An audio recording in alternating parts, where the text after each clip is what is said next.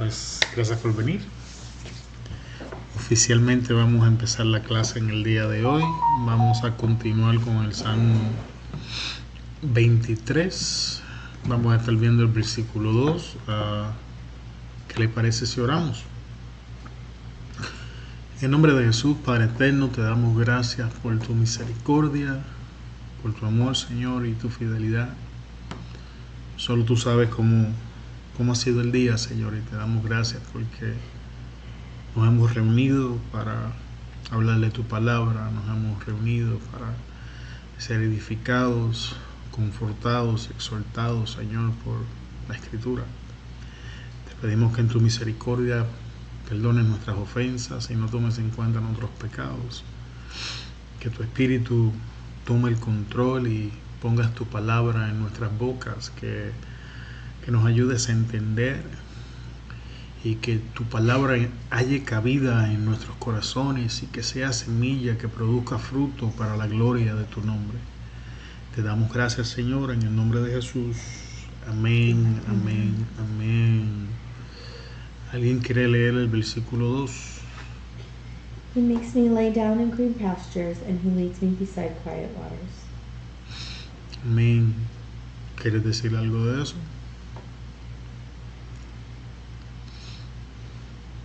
He gives you peace. That's what I feel like when I read that. It just feels peaceful.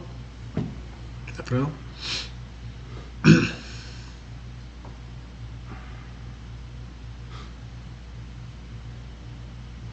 Siempre me he preguntado qué son exactamente las aguas de reposo. Si nomás son aguas que son bien delicadas y ay, qué usual está aquí, o si era algo. Yo también me pregunté lo mismo, yo sí hice la búsqueda. ¿Sí? Ya mismo vamos a hablar de eso. ¿Ves? Ahí está. Pero yo también me pregunté lo mismo. Vamos a aprender algo. ¿Qué son las aguas de reposo? Sí.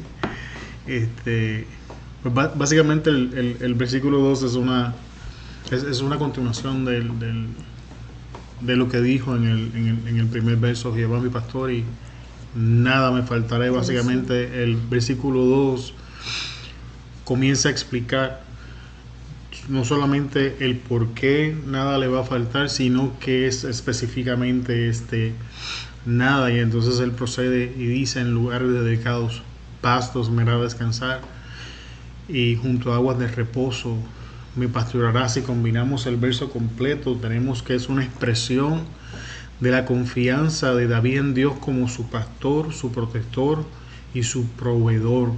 Siendo el mismo pastor, él usa estas ilustraciones de lo que un pastor hace con sus ovejas como una metáfora, de lo que Dios hace en nuestras vidas, de cómo Dios nos guía a estos delicados pastos. Pero al igual que Alfredo, yo tenía la pregunta de no tan solamente qué es esta agua de reposo, me dio curiosidad qué es esto de los delicados pastos.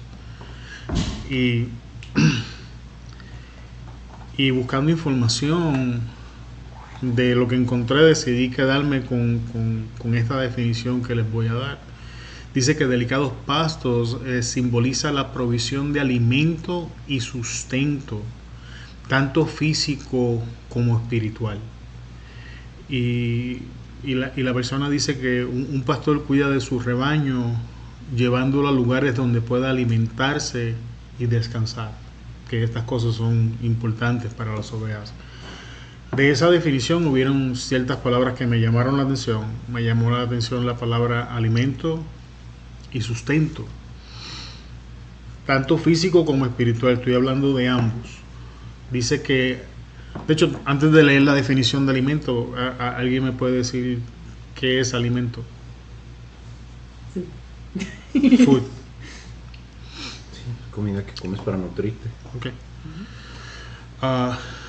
La definición de alimento es cualquier sustancia, ya sea natural o elaborada, que proporciona nutrientes al cuerpo para su funcionamiento y mantenimiento. Los alimentos son la base de la nutrición y nos proveen de energía y elementos esenciales para la vida. Así que una de las cosas que David está queriendo decir es que no se preocupa básicamente por qué va a comer, porque Dios lo va a llevar a ese alimento Si se dan cuenta, va alineado. No sé si se recuerdan lo que hablamos en la clase pasada cuando estábamos citando a Jesús. Dice, no se preocupen por qué van a vestir, por qué van a comer. Más o menos, si se dan cuenta, vamos por esa misma línea de pensamiento. Y entonces sustento. ¿Alguien quiere más o menos decirme qué entiende por sustento?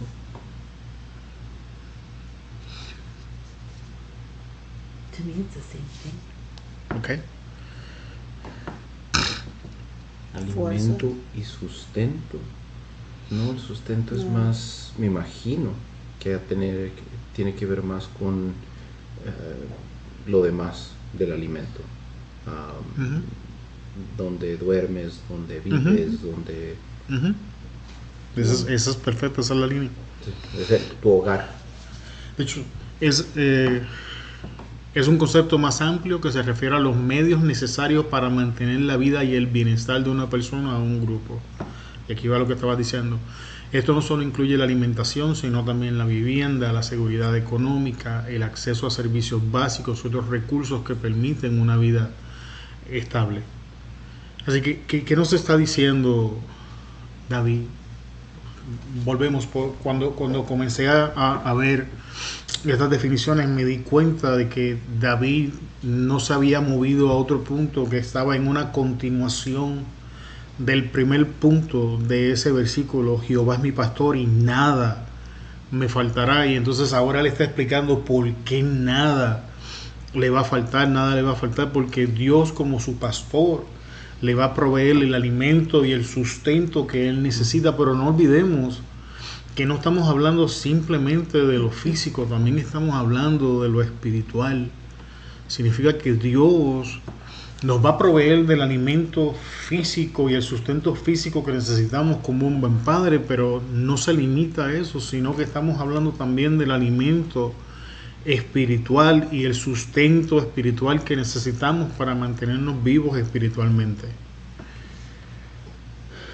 Y aquí vamos a la parte de las aguas. Aguas de reposo.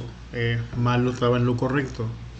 Representa la paz, la serenidad, la seguridad que Dios ofrece.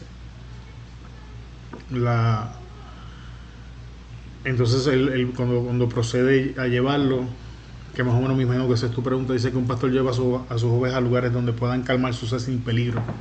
Por eso son aguas de reposo, donde puedan calmar su sed sin peligro, reflejando la tranquilidad que Dios le brinda a David. O sea que Dios no simplemente está interesado en traer alimento, sustento, provisión, sino en traer reposo.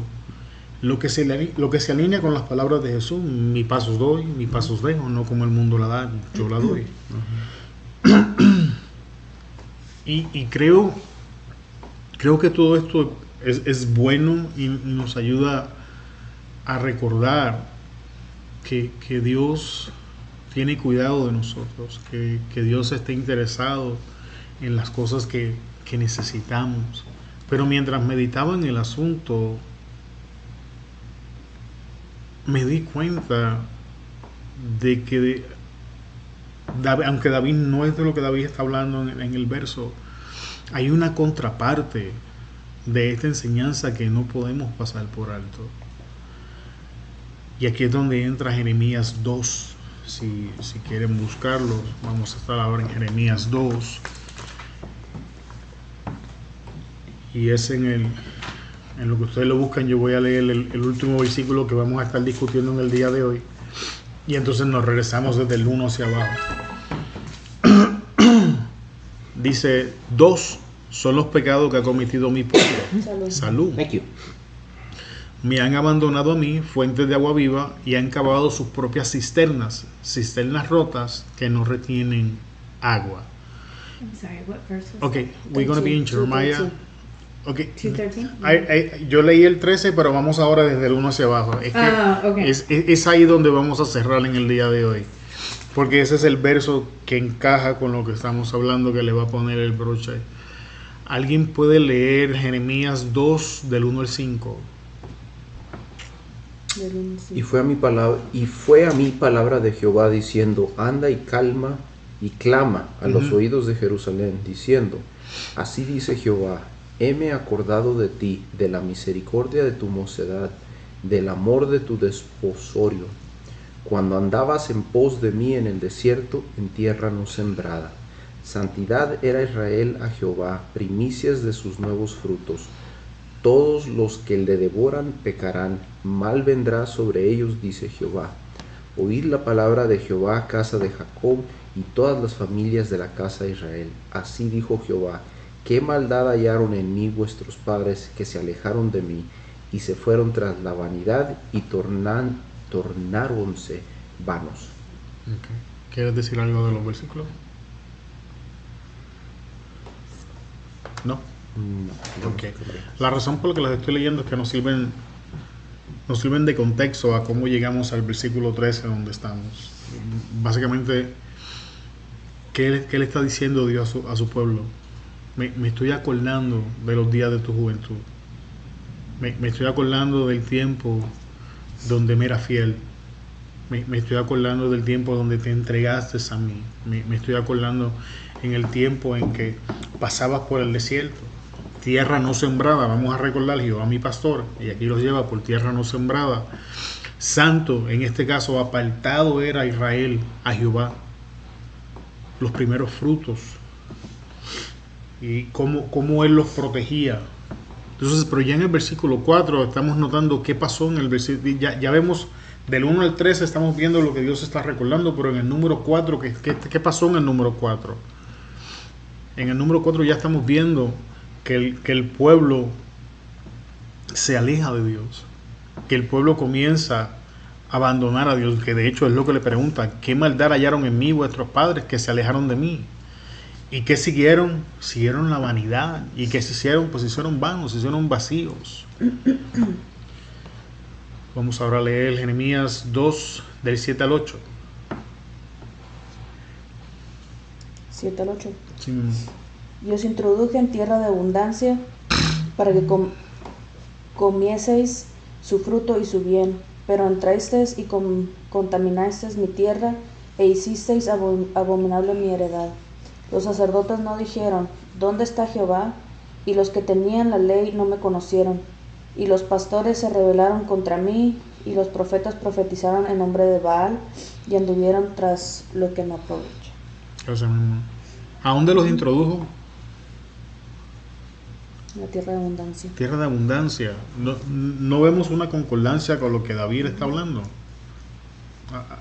A lugares de delicados pastos me va. O sea, vamos a ver la fidelidad de Dios que hizo Dios. Dios lo llevó por el desierto y los introduce a una tierra de abundancia. Y aquí es donde comienzan a aparecer ciertas advertencias que es donde quiero que prestemos atención. ¿Qué quería Dios? Dios quería que su pueblo se saciara, Dios quería bendecir a su pueblo, pero ¿qué hizo el pueblo? El pueblo contaminó la tierra donde Dios lo introdujo. ¿Cómo contaminó la tierra? ¿Cómo tomaron esta heredad que era bendecida y abundante y la hicieron abominable, que de hecho es como él la llama en el versículo 7? E hiciste abominable mi heredad. ¿Cómo cambió de una tierra de abundancia a ser abominable? En el versículo 8 nos da ahora la contestación de cómo pasaron esas cosas. Los sacerdotes no dijeron, o sea, los sacerdotes no preguntaron ¿dónde está Jehová? ¿Quiénes eran en el Antiguo Testamento? ¿Quiénes eran los sacerdotes? Eran los líderes espirituales del templo, los que estaban encargados de hacer los sacrificios, de presentar las expiaciones, y la gente que se suponía que iba a estar trabajando en el templo a favor del pueblo espiritualmente, no preguntaron dónde estaba Dios.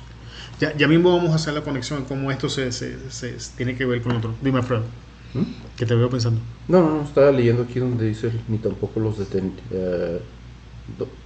sacerdotes jamás dijeron ¿dónde está el Señor? Los guías del pueblo se rebelaron contra mí, y los profetas hablaron en nombre de Baal. Entonces después dice: y los que tenían la ley no me conocieron.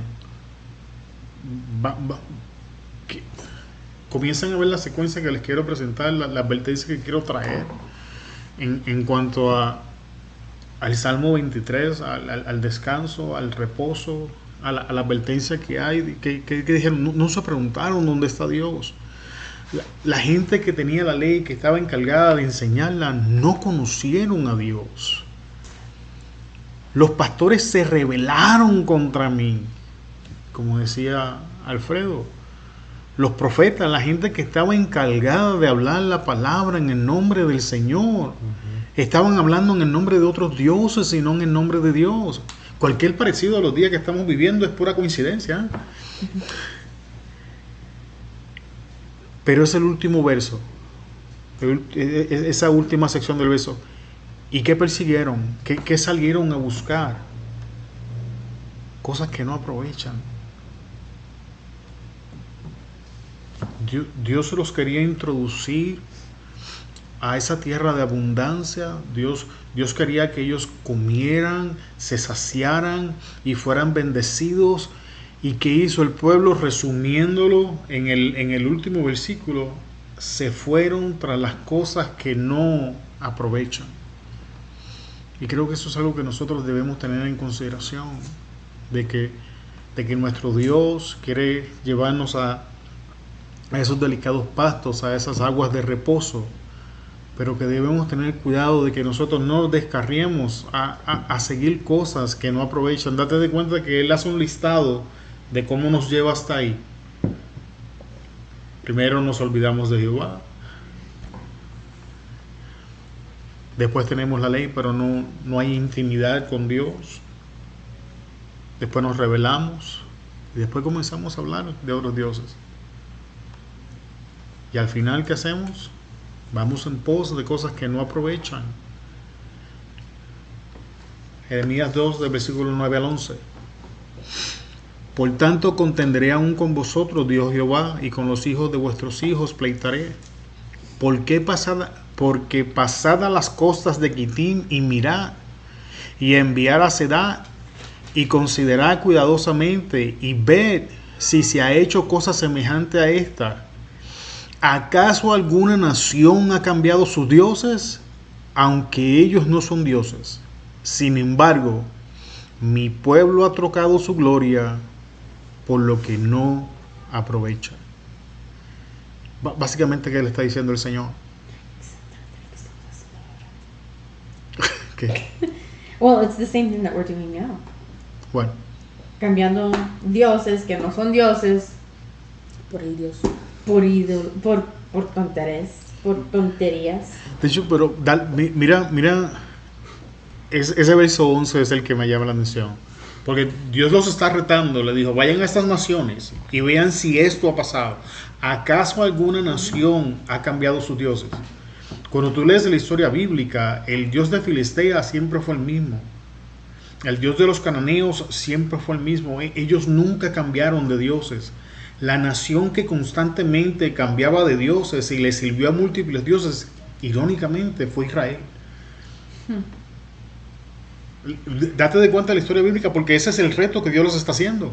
Y es lo que le dice en el verso 11. ¿Acaso alguna nación ha cambiado sus dioses? Aunque ellos no son dioses, aunque son ídolos.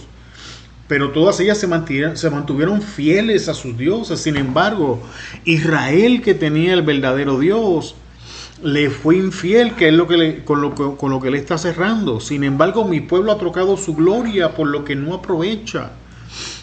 Y no hemos cambiado, hermanos. No hemos cambiado hasta el día de hoy. Seguimos haciendo las mismas cosas. Seguimos cambiando la gloria del Dios verdadero por ídolos. Y aquí es donde viene el versículo 13. Todo este era el... Entonces, ahora le dice, 2 son los pecados que ha cometido mi pueblo. Me han abandonado a mí, fuente de agua viva, y han cavado sus propias cisternas rotas que no retienen agua. Y esto ahora lo vamos a conectar a lo que David estaba diciendo. Por un lado tenemos a David diciendo, Jehová mi pastor, y nada me faltará. En lugares de delicados pastos me hará... me enredé.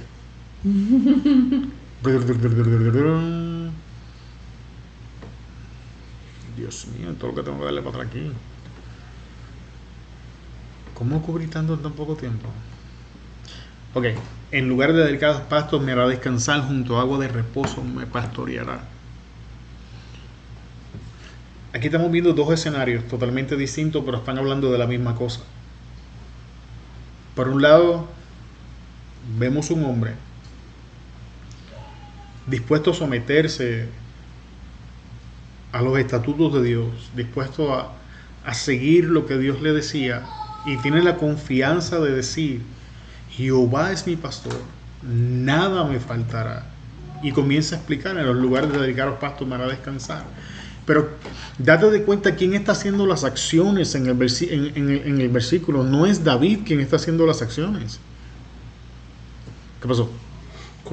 No, es que en el 13 dice, son dos los males en que... No, sí, pero volví al Salmo 23. Sí. Me quedé pensando, ¿cuál fue el segundo? Ahí te lo dice ya mismo. Me ha dejado a mí, que soy fuente de agua viva. Y el 2. Y han cavado propias Ese es el cisternas. segundo. Okay. Se me hace uno a mí, pero... Vamos. Bueno, entonces ve y contiende con Dios a ver cómo te va. Pues sí. Entonces vamos a ver ese versículo 2 ahora. En lugares de delicados pastos me hará descansar. ¿Quién está haciendo la acción? Dios. ¿Qué es lo que hace David? Descansa. David Sí. lo sigue. Y es Dios quien lo lleva a los lugares de delicados pastos, y es Dios quien lo hace descansar. Y lo mismo sigue: junto a aguas de reposo me pastoreará. ¿Quién lo pastorea en las aguas de reposo? Dios. ¿Quién hace la acción? Dios. Y aquí vamos al punto de contención donde estaba Alfredo. Si vamos al 2.13, ¿quién está haciendo la acción en el 2.13? Ellos. El pueblo. ¿Vieron el punto que estoy presentando? En un lado tenemos a Dios haciendo la acción y a David siguiendo, pero en el otro lado de la historia tenemos al pueblo haciendo la acción y abandonando a Dios. Dos son los pecados que ha cometido mi pueblo. ¿Cuál fue la primera acción? Me han abandonado a mí, la fuente de agua viva. ¿Y qué hicieron? Han cavado sus propias cisternas.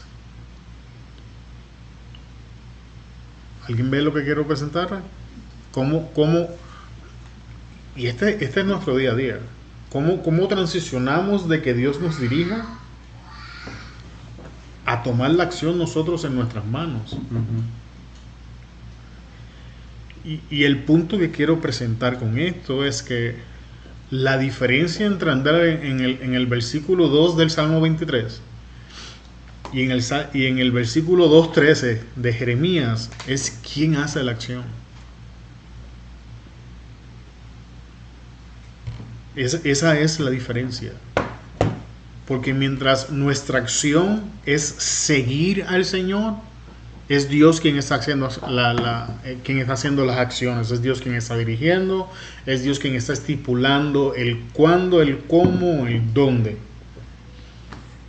Pero cuando nosotros dejamos de seguir, que son las acciones que necesitamos, ahora nosotros comenzamos a estipular dónde, cuándo y cómo. Y para hacer eso, ¿qué hacemos? Según el texto, comenzamos nosotros a hacer nuestro propio contenedor de aguas, donde ya Dios no es necesario, donde ya Él no es quien sacia mi sed, donde yo encontré otras cosas que quitan mi sed. ¿Cuál es el problema con eso? Son cisternas rotas que no retienen agua. Son cosas que sacian nuestra sed por un ratito, pero después nos dejan sedientos. Y ese es el problema cuando nosotros decidimos seguir nuestros apetitos. Y se van a reír, pero aquí les va mi conclusión en el día de hoy. Llegamos rápido, ¿eh? Es que no estamos platicando, que estamos todos cansados. Todos cansados. Estamos más dormidos que... Vamos en línea. Yo creo que jamás había dado una clase tan rápida. Si cuando le di para atrás dije, no es posible que yo haya pasado todo esto. No me viste cuando lo dije. Sí. Oye, pero qué rápido pasé todo esto. Mi conclusión. Dios desea introducirnos a un lugar de descanso, paz, provisión y sustento. Tengamos cuidado de no cambiar a Dios por los ídolos que ofrece el mundo, o aún por nuestras propias No, no es eso lo que quiero decir. Apetitos. O por nuestros apetitos. Recordemos buscar el reino de Dios y su justicia primeramente. No invirtamos el orden de las cosas. Y esto es importante. En el Génesis encontramos que Dios introduce el trabajo en el huerto del Edén. La intención desde el principio es que el hombre trabajara en conjunto con Dios.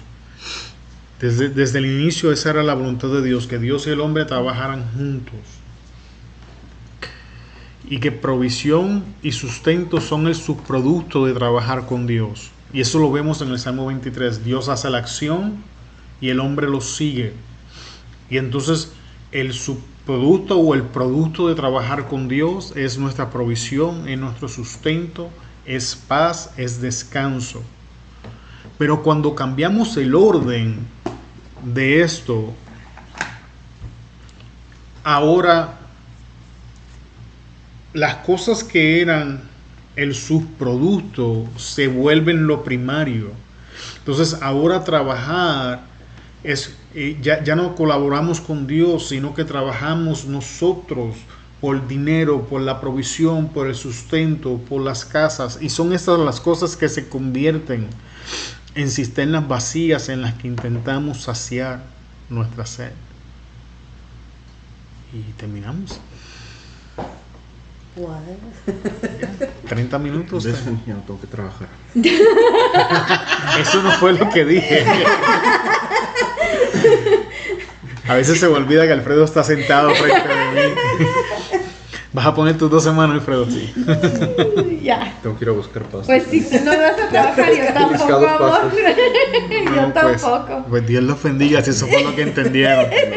No, búscate tus propios pastos porque yo tengo que ir a descansar. ¿Y quién va a edificar las internas entonces? Ahí van 2 chamacos que ya. Hombre. Ni saben que es una cisterna.